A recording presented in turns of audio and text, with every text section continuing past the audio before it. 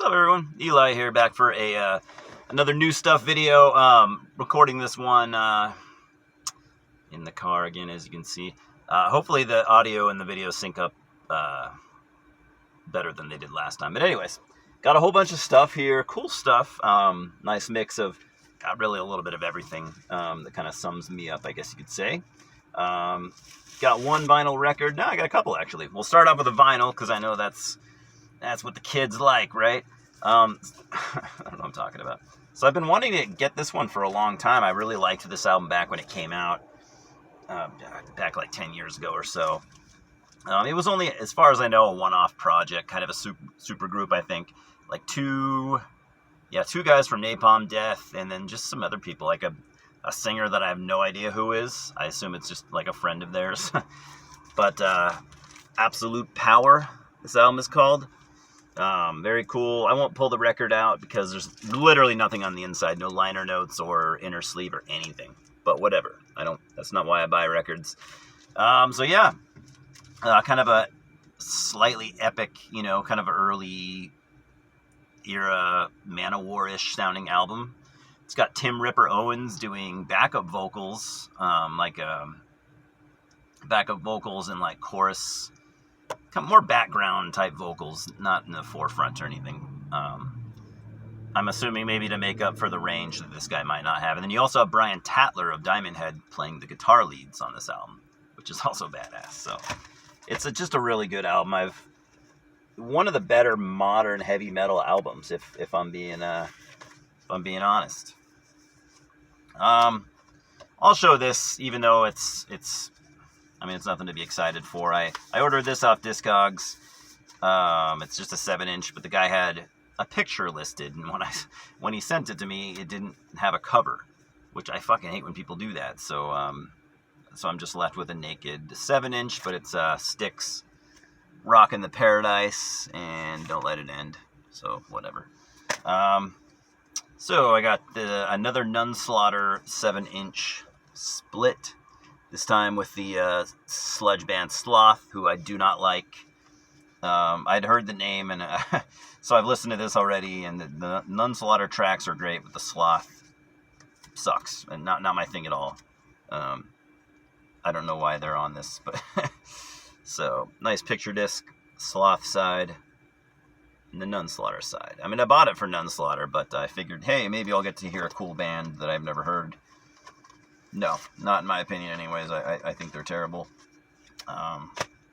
Another split 7-inch with Black Old Blood and Black Devotion, two black metal bands from the US.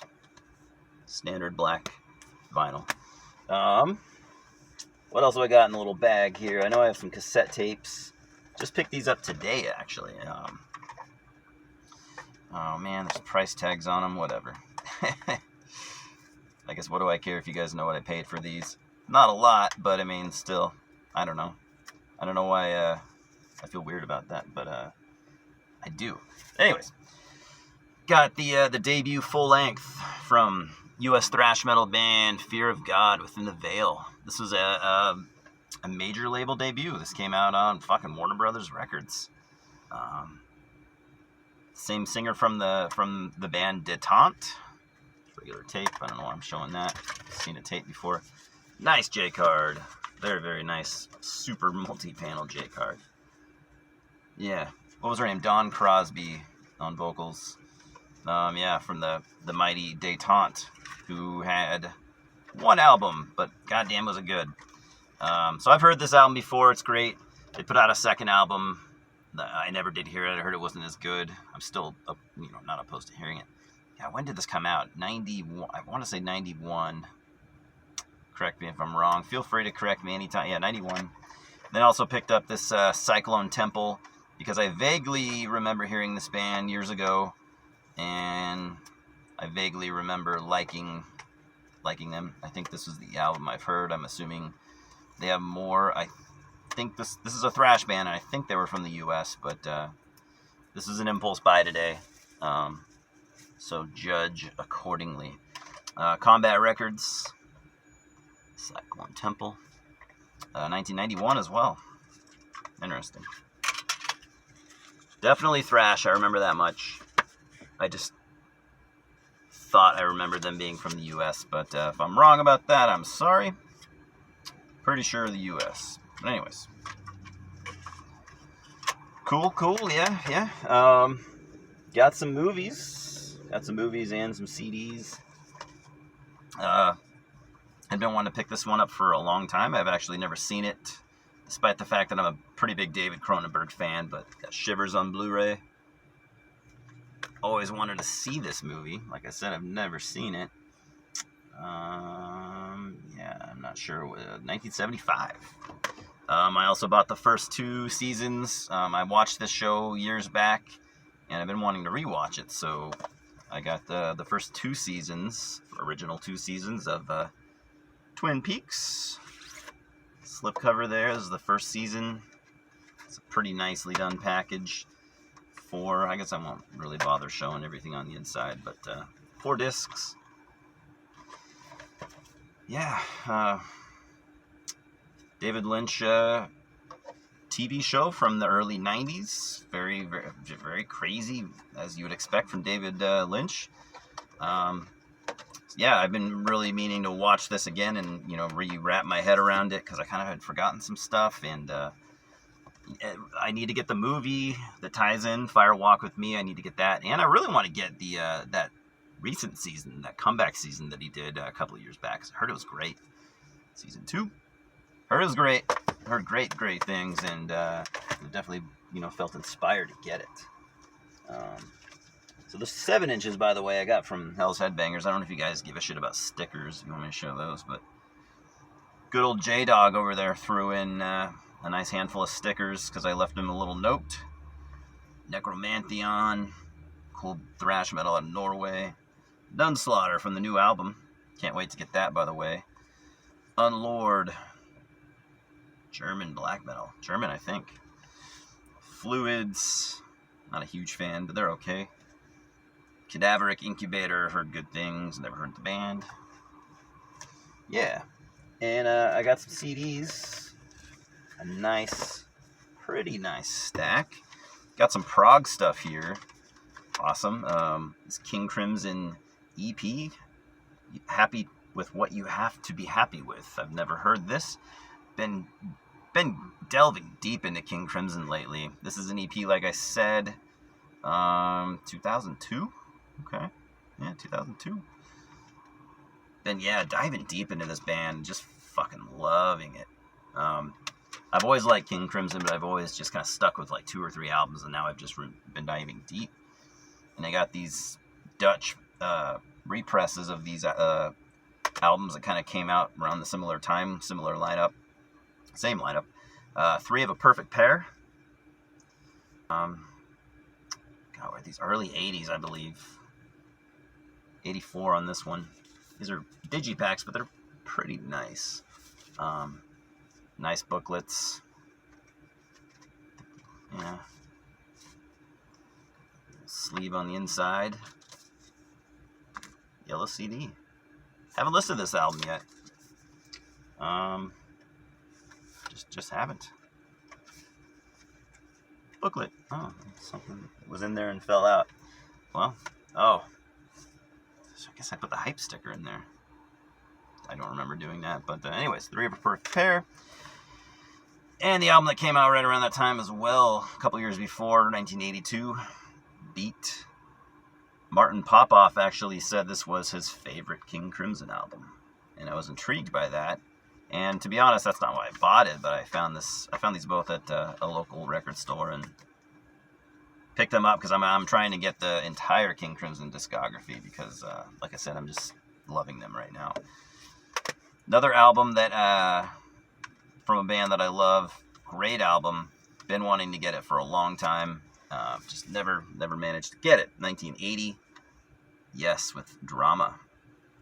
No John Anderson on this. This was the second vocalist they had. If you never heard this album, check out the first song, Machine Messiah.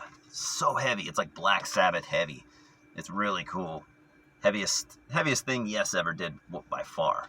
And it's a good album regardless. I've heard it many times in the past. Love it. Also picked up this 1997, I think it came out, the last album Genesis ever recorded, Calling All Stations. So, funny story about this album. I avoided it for the longest time. I'd seen it in the stores, and I thought it was like either some later era live album that I didn't really want to get, or like some cheesy compilation, maybe because the cover looks so shitty. And I just never paid it any attention. Only maybe a year or two, and maybe even less, I discovered that it was actually a studio album, and I was like, okay, I'll get it. I'll at least give it a shot. I've read reviews / watched them on YouTube and stuff like that. It's the general consensus that it is the weakest Genesis album, but I gotta be honest, I've listened to it once so far, and I do like it. It's still on the lower end for them, but I think I might like this more than We Can't Dance. I really, really like the title track that opens it up, Calling All Stations. I thought it was great. So this is the only album with this lineup. No Phil Collins on vocals on this one. You got this guy from a band called Stiltskin that I'd never heard before, and he's pretty good. He kind of at times sounds a little like Peter Gabriel, but he's got his own. He also kind of sounds like a 90s alternative band singer, but I don't mean to put him down by saying that. I know that sounds bad, but he's pretty good. So yeah, I mean, I'm glad I got that.